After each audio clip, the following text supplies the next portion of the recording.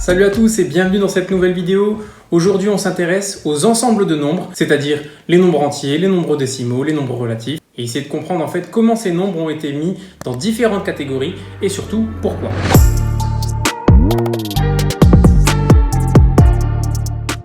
Quand on était petit, on a appris à compter naturellement, avec ces nombres-là, 0, 1, 2, 3, 4, 5 jusque l'infini, et naïvement en fait on pensait que c'était les seuls nombres qui existaient. Alors cet ensemble-là, on va l'appeler l'ensemble des entiers naturels, et on va le noter grand N avec une double barre.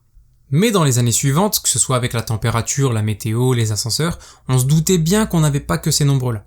Et c'est pour ça qu'au collège, on nous a demandé de relativiser. Relativiser parce que on n'avait pas que ces nombres-là, mais les mêmes de l'autre côté du zéro. Moins 1, moins 2, moins 3, et ça jusque moins l'infini. Et donc l'ensemble n du début, nos premières connaissances en mathématiques, on est venu les agrandir. On a obtenu un ensemble un peu plus grand qui s'appelle maintenant Z. Et donc l'ensemble n est à l'intérieur de l'ensemble Z. On dit que n est inclus dans l'ensemble Z et on le note avec ce symbole. Et donc cette vidéo, elle est à l'image de notre scolarité parce que plus on avancera dans la vidéo et plus on va ajouter des nombres et agrandir l'ensemble petit à petit. Donc Z s'appelle l'ensemble des entiers relatifs. Ils sont positifs ou négatifs. Mais en fait, on voit que tous ces nombres-là, pour l'instant, ils sont entiers. On n'a pas de nombre à virgule. Bon, c'est vrai que ces nombres-là, on pourrait leur rajouter une virgule et mettre 0 derrière, mais ce serait inutile. L'idée maintenant, c'est de rajouter des nombres qui vont ressembler à ça. 2,5, 0,318 ou encore moins 5,16778. Et donc, on va agrandir encore notre ensemble, et c'est ce qu'on appelle l'ensemble des nombres décimaux, qu'on notera avec la lettre D. Alors pourquoi on appelle ça un nombre décimal ou des nombres décimaux ? Parce qu'en fait, c'est le nombre 10 qui intervient à chaque fois. 2,5, c'est 25 sur 10. 0,318, c'est 318 sur 1000. En fait, pour chacun de ces exemples, il suffit de mettre en haut le nombre entier qu'on voit sans la virgule, et pour le bas, il suffit de compter le nombre de chiffres que vous avez après la virgule, et vous mettez le nombre de zéros correspondant.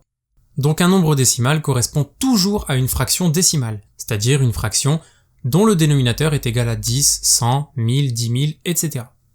Mais c'est pas parce qu'on a un nombre à virgule qu'on peut forcément faire ça.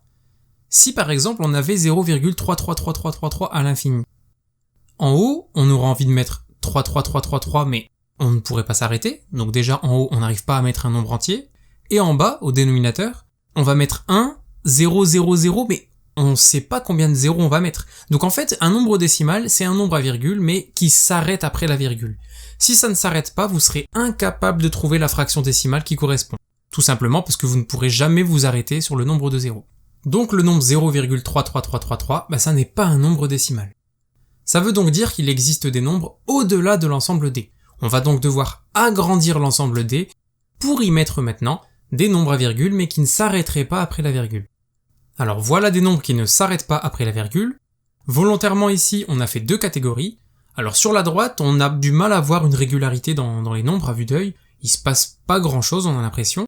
Par contre, dans la première catégorie, on voit qu'il y a une répétition. C'est les mêmes nombres qui reviennent à chaque fois.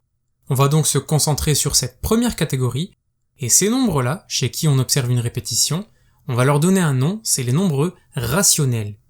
Et ce nouvel ensemble qu'on va découvrir se note avec la lettre Q.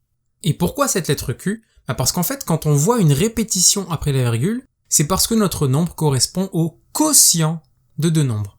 En fait, si vous avez une répétition après la virgule, c'est que votre nombre est égal à une fraction. Et donc, en étant logique, les nombres de la deuxième catégorie ne correspondent à aucune fraction. En fait, c'est les nombres qui ne sont pas rationnels, c'est ce qu'on appelle les nombres irrationnels, et on les a déjà rencontrés sous une autre forme. Le premier, c'est racine de 2, le deuxième, c'est racine de 17, et le dernier, vous l'avez sûrement reconnu, c'est le nombre pi.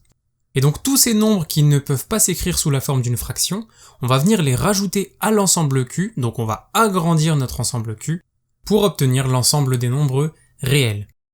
Donc si on résume, au début on avait les nombres entiers, ensuite on s'est rendu compte que ces nombres entiers pouvaient être positifs ou négatifs, ensuite on a découvert les nombres à virgule mais qui s'arrêtent après la virgule, après ça, on a ceux qui ne s'arrêtent pas après la virgule, mais chez qui on observe une certaine répétition. Et comme il y en a certains où on ne trouve pas de répétition, on a dû agrandir encore l'ensemble, et l'ensemble R englobe tous les ensembles qu'on a vus précédemment. Voilà, c'est la fin de cette vidéo, je vous remercie, n'oubliez pas de vous abonner et je vous dis à bientôt.